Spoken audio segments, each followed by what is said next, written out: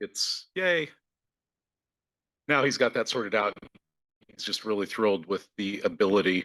He was thrilled that he was asked by Diana to join the Parks Commission, and he's just very excited about the opportunity to serve. So it'd be a fantastic addition. Any questions about that? Anything? He will, he said, send regrets again that he really wants to start this group. Next up is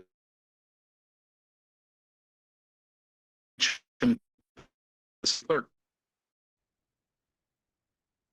Good evening, Mayor and Council. I am requesting a revision to Chapter 2, Administration, Section 2 through 3. Section 2.3, Document Retention.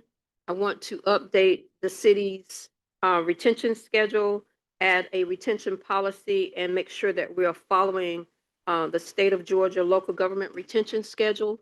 And so I can get to starting with clearing out some of the files that should have been destroyed and hasn't been destroyed, and making sure that everything is intact the way it should be. This is actually a project that I am doing in my master's education program. I am 3 classes before completing, and I chose a project rather than writing a paper. That's not good for us. That's awesome. And love the fact that you're getting as up to date as you can be. Questions, anybody? Yeah, well, yeah, I wanted to, just because, we're talking about a city arc essentially, and I wonder if you could sort of speak to what that is. Retention, as somebody, I'm the chair of my university's rate committee. Retention always sounds really great to me.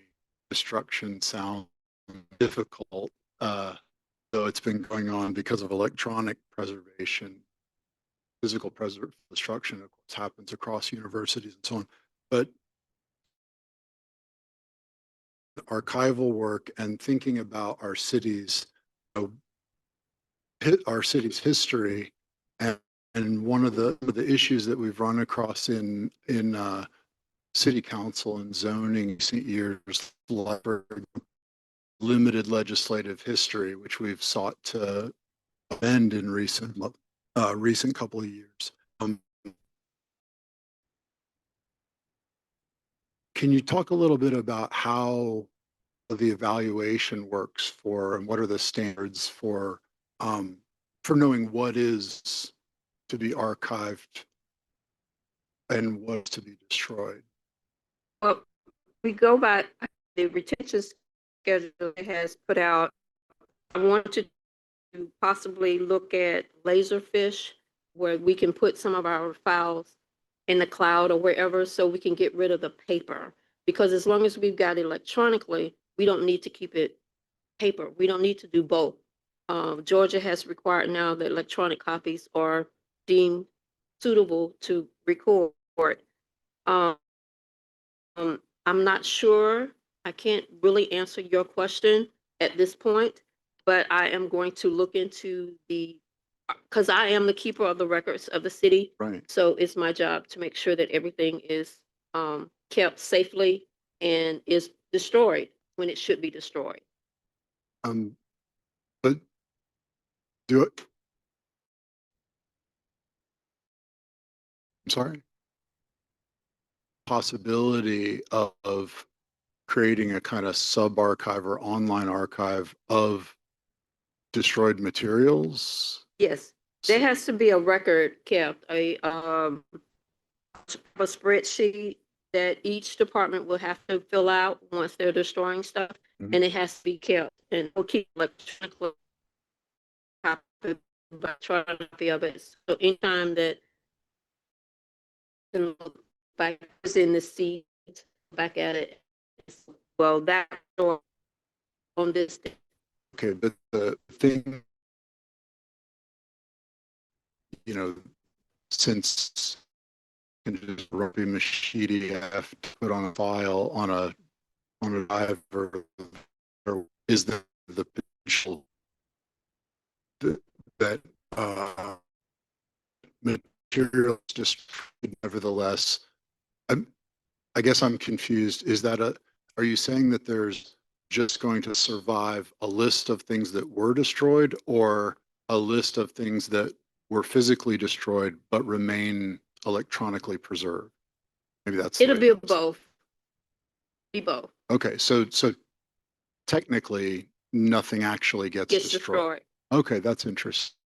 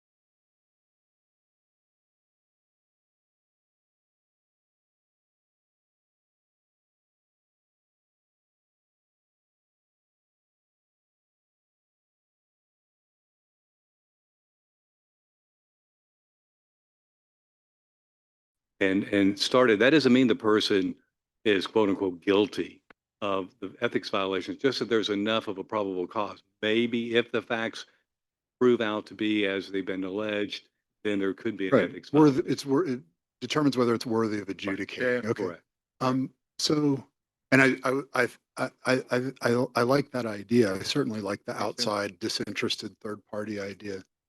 Am I talking too much? Does it? No, you're good. No, it's absolutely right. Go. So, but I guess you're a lawyer and I'm an academic, and I was thinking, well, uh, that that uh,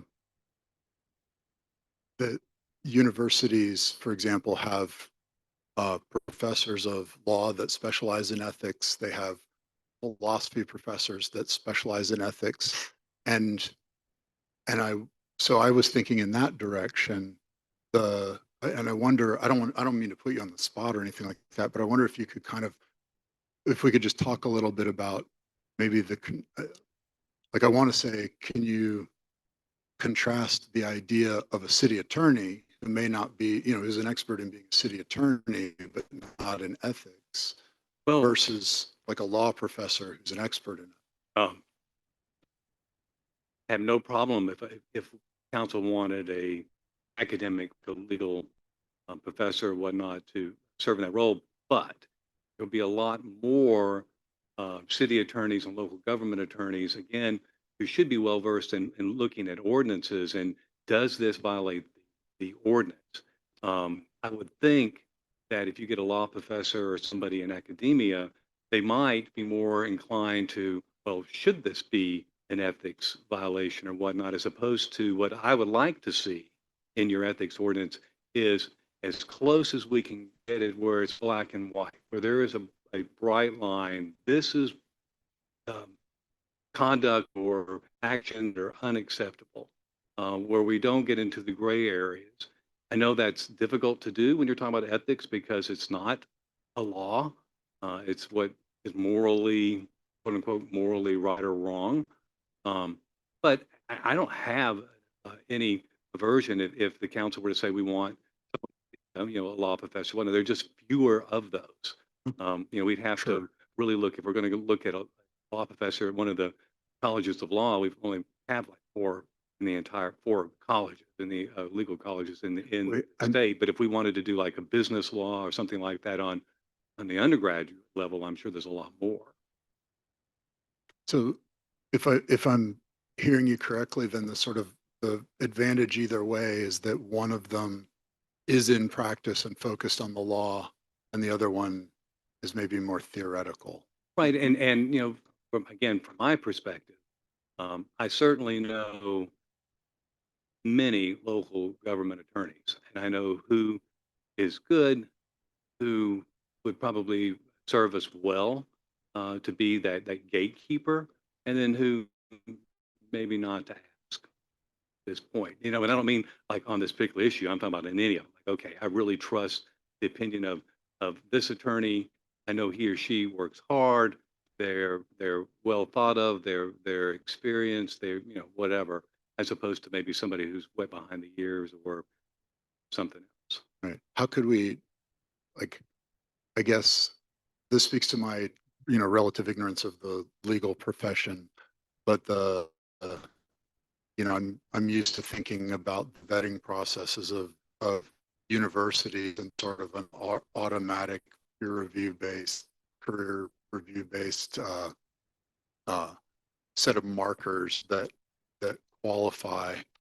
And hearing your description of how to select, how can that be done delicately in the communication with the council?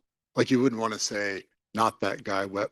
Well, right. I mean, I would, well, if I'm sitting in this role and an ethics complaint, we've adopted the ordinance comes up, I'm not going to go to you guys and say, this is who I'm thinking of, this, that, and the other. No, I'm going to make the decision independent of council.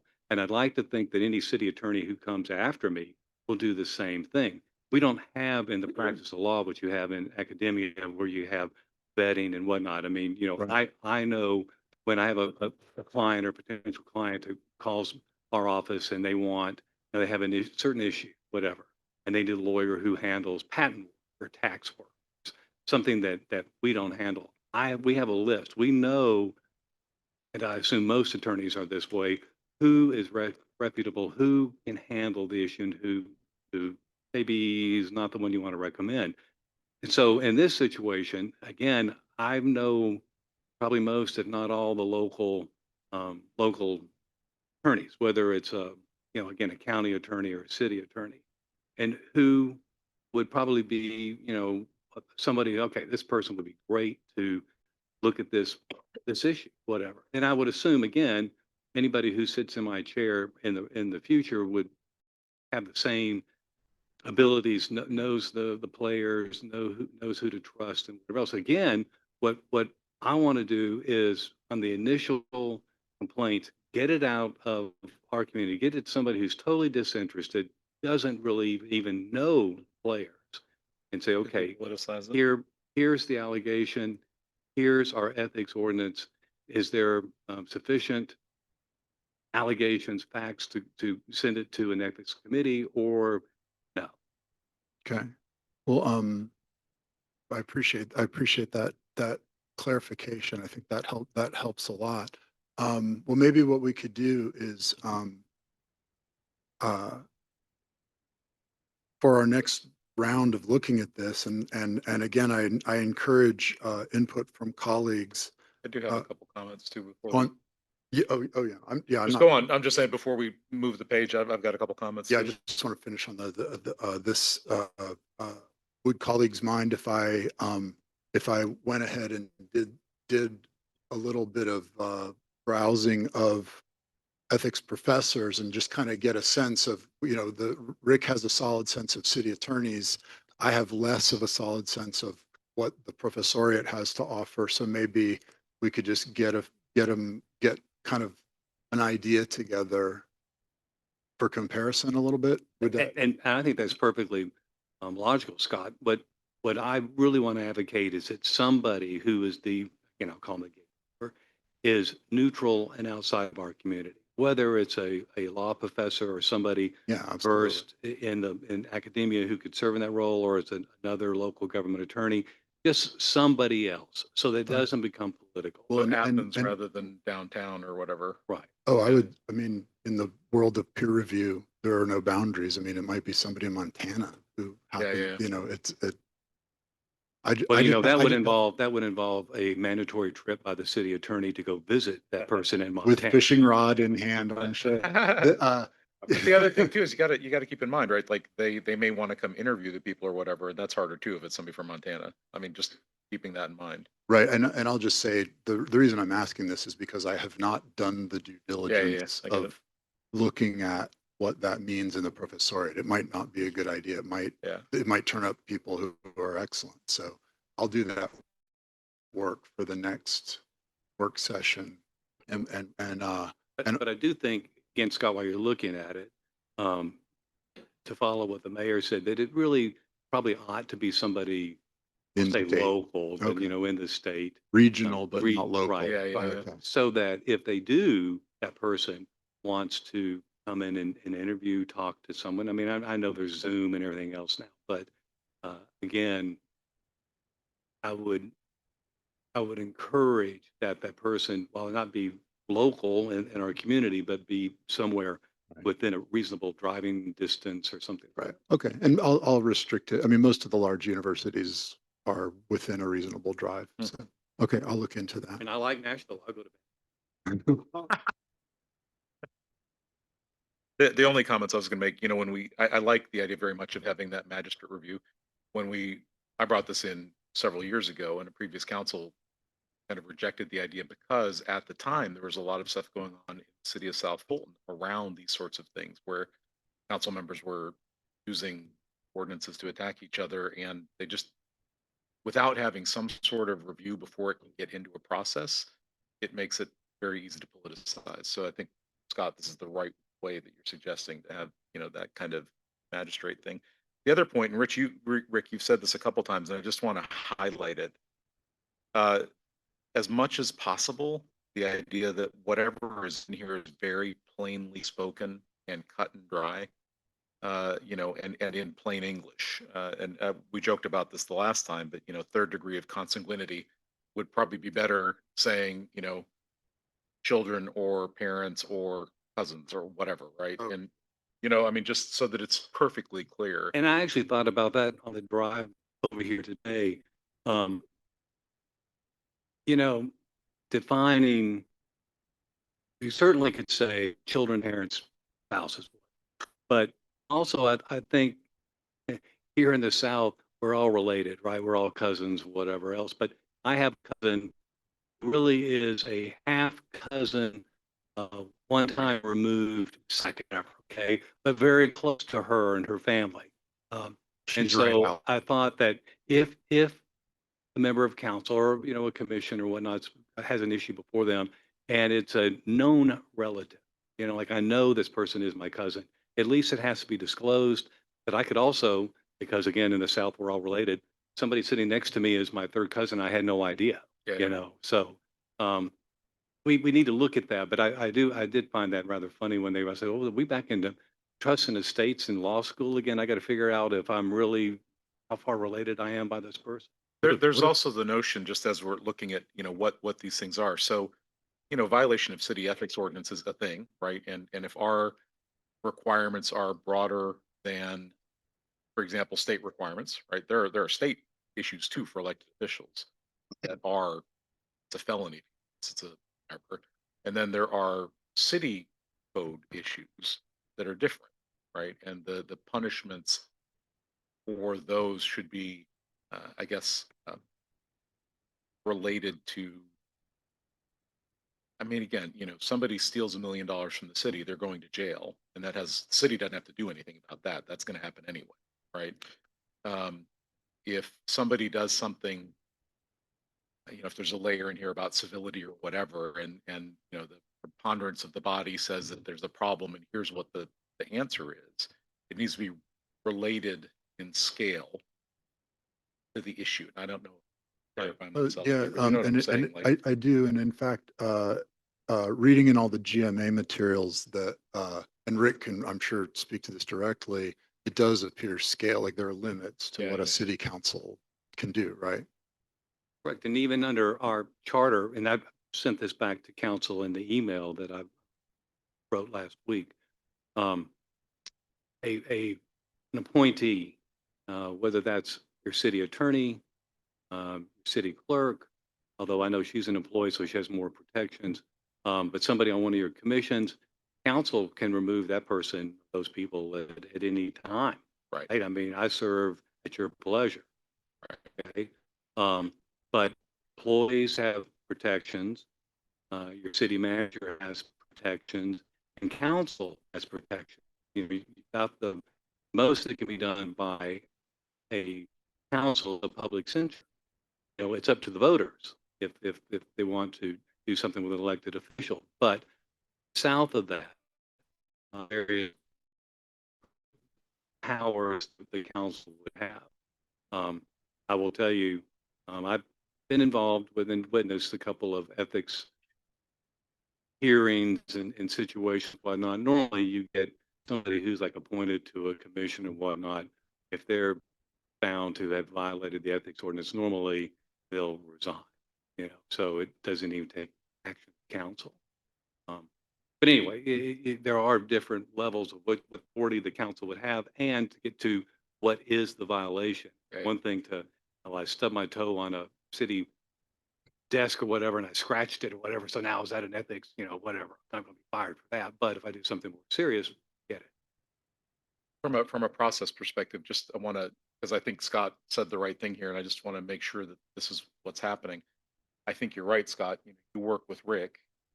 I'm sorry, you work with Rick to come up with an actual ordinance that comes into us, right? And it Right. just makes sense to me that you and he finalize Right, I that. just want to make sure everybody I get it, agrees I get that it. that we can move it forward. I get But, it. but what I think we ought to do, Scott, is that you and I can work on it, but we can circulate. And as I'm accustomed to doing, what you were talking about is to track the changes so that everybody can see get a draft, what has yeah. been done, how we're progressing and whatever else. And if you want to take the first stab at it, I'm fine. If you take the first stab, that's fine with me. Well, Okay, well, you and I can talk about it. we can talk about it over the next week. That is the process though for people bringing like this forward. So thanks for giving us an example of it. Any other questions or comments about that? Nope. No, I just think we could have a work session just about that or something like that. And that way we can go through each item line and be able to discuss so everybody will understand what is in writing. And- What it and- truly means. And this thing too, right? Like, Right. because to me, There's those are both something kind of about that. sister ordinances that could come through together. Right. Pretty- And civility pledge is, there's a class that GMA will actually come out here and teach us. Training. We just have to have some, but not only just the staff and all of that, to be in that class. I took this class in Palmetto earlier this year, and we had people from Fairburn, South Fulton, and different places. And it was a great class because sometimes we forget. Yeah. And how to treat people, how to say things. And even some of the staff was there. They was like, I'm so glad I had the opportunity to see this. Because if it's not something all the time, you're just working and not really thinking about the other person or something like that. So sometimes we have to pause. So I think it would be great if we could get them to come out and do a class for, Good. and we could set that up. Good. All right. Anything else for the good of the order? If not, we'll see you all at 6 o'clock.